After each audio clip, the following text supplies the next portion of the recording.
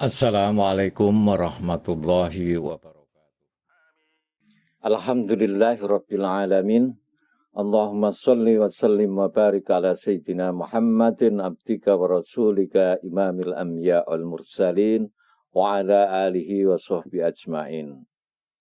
Amma ba'du. Sebelum kita ngaji ilmu shorob, saya perkenalkan diri saya dulu. Nama Muhammad Ajib, alamat Desa Purwosari, Kecamatan Sayung, Kabupaten Demak, Jawa Tengah. KTP saya berlaku seumur hidup, artinya saya sudah berumur 60 tahun lebih. Cita-citanya saya punya anak minimal 6, tapi Allah alhamdulillah memberi saya anak 5 orang. Mohon doanya semoga anak-anak saya dan adik-adik semua yang ngaji shorob melalui channel saya ini menjadi orang-orang soleh semuanya. Amin ya rabbal alamin.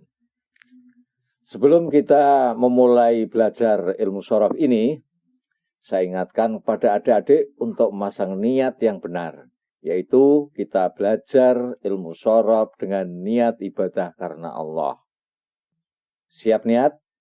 Bismillahirrahmanirrahim. Niat ingsun ngaji ilmu shorob krana Allah Ta'ala. Selanjutnya setiap kita akan belajar, hendaknya membaca doa belajar dulu.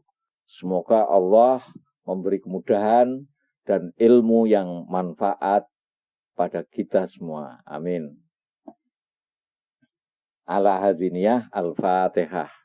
A'udzubillahi minasyaitonirrajim. Bismillahirrahmanirrahim. Alhamdulillahirabbil alamin. Ar-Rahmanirrahim. Maliki yaumiddin. Iyyaka na'budu wa iyyaka nasta'in. Ihdinas siratal mustaqim. Siratal ladzina an'amta 'alaihim ghairil maghdubi 'alaihim waladdallin. Amin. Ngaji ilmu shorob yang saya sampaikan ini saya menggunakan panduan buku saya sendiri, yaitu buku pelajaran ilmu shorob dasar yang biasanya saya gunakan mengajar di rumah. Buku ini saya susun untuk anak-anak agar anak-anak dapat membaca kitab gundul dengan mudah nantinya. Pertanyaannya, apakah setelah mempelajari kitab ini berarti anak sudah mampu membaca kitab gundul? Belum tentu.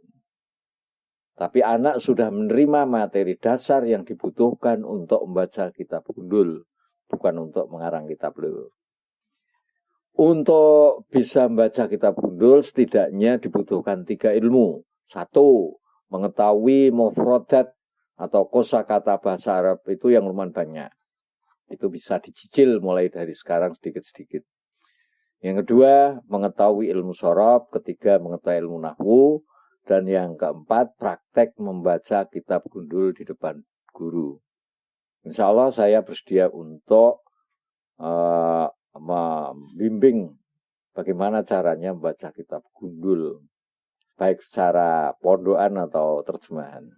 Tujuan saya menulis kitab ini agar bagi anak-anak yang pertama kali belajar shorob merasa mudah, tidak mengalami kesulitan sebagaimana yang saya pernah alami. Maka sebaiknya pelajaran ilmu shorob diajarkan pada anak-anak sebelum anak-anak diberi pelajaran ilmu nahwu. Sebab anak akan bingung manakala kedua pelajaran itu diajarkan secara bersama-sama dalam 1 pekan. Karena banyak istilah yang hampir sama dalam ilmu nahwu dan ilmu shorob, padahal pengertiannya berbeda. Contoh, di shorob ada isim fa'il, di nahwu ada fa'il. Di shorob ada istilah isim maf'ul, di nahwu ada istilah maf'ul. Pengertiannya hampir sama, tapi berbeda.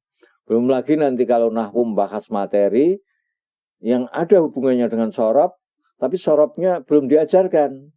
Ini sebagian yang membuat bingung anak-anak. Ketika anak mempelajari ilmu shorob, maka materi yang anak pelajari murni hanya materi shorob itu saja. Lain dengan ilmu nahwu. Ketika anak mempelajari ilmu nahwu pasti menyangkut shorob. Kalau belajar ilmu shorob tidak ada sangkut pautnya sama sekali dengan ilmu nahwu. Disinilah muncul kebingungan. Gurunya nahwu bingung karena ada materi nahwu yang ada sangkut pautnya dengan materi ilmu sorob. Sementara ilmu sorobnya belum diajarkan. Nah, kalau gurunya bingung, muridnya tentu lebih bingung. Akhirnya anak mempunyai kesan ilmu sorob dan nahwu itu sulit. Kalau sudah merasa sulit, biasanya malas belajar. Akhirnya ilmu sorob dan ilmu nahwu dianggap sulit. Dengan kata lain, belajar ilmu sorob tidak ada sangkut pautnya dengan ilmu nahwu. Sedangkan belajar ilmu nahwu pasti menyangkut ilmu sorob. Tepatlah pepatah Arab yang mengatakan ilmu sorob itu ibarat ibu, sedang ilmu nahwu ibarat bapak. Maka dahulukan ibumu dari bapakmu. Dalam kitab ini tidak ada pembahasan ilmu sorob yang baru. Saya hanya merubah letak bab-babnya, memberikan contoh lebih banyak, membuat latihan, kemudian menggunakan ilmu sorob untuk mencari makna suatu kalimat di kamus, dan memberi keterangan untuk memperjelas agar lebih sistematis dan praktis, sehingga mudah dipahami. Biasanya orang yang belajar ilmu sorob ada 3 pelajaran yang harus dipelajari secara bertahap. 1, amsilatut tasrifiyah. Yang kedua, kaidah-kaidah sorob. Yang ketiga, iqlal. Nah, di dalam kitab ini ketiga pelajaran itu saya gabungkan sehingga anak lebih cepat dalam mempelajari ilmu sorob. Tujuan saya menulis kitab ini agar bagi anak-anak yang pertama kali belajar ilmu sorob dan nahwu terasa mudah, tidak mengalami kesulitan sebagaimana yang pernah saya alami. Kitab pelajaran ilmu sorob ini saya tulis menggunakan bahasa Indonesia dengan huruf Arab Jawi atau Arab Pegon agar tidak salah baca. Karena bahasa Arab kalau ditulis dengan huruf Latin sering rancu. Dan akhirnya kritik dan saran dari teman-teman atas kitab pelajaran ilmu sorob ini saya nantikan agar nantinya kitab ini lebih mudah dipahami oleh anak-anak. Nah, ini cara mengajar saya.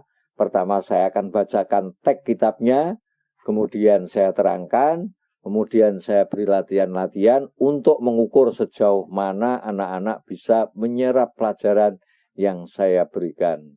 Kalau perlu nanti ada ulangan dan hadiahnya nomor yang dapat nilai bagus silahkan minta hadiah pada bapaknya masing-masing. Semoga kitab ini dapat mengantarkan anak bisa memahami ilmu sorob dasar dengan mudah, bukan malah membuat anak menjadi lebih bingung. Demikian pengantar dari saya. Wassalamualaikum warahmatullahi wabarakatuh. Saya Muhammad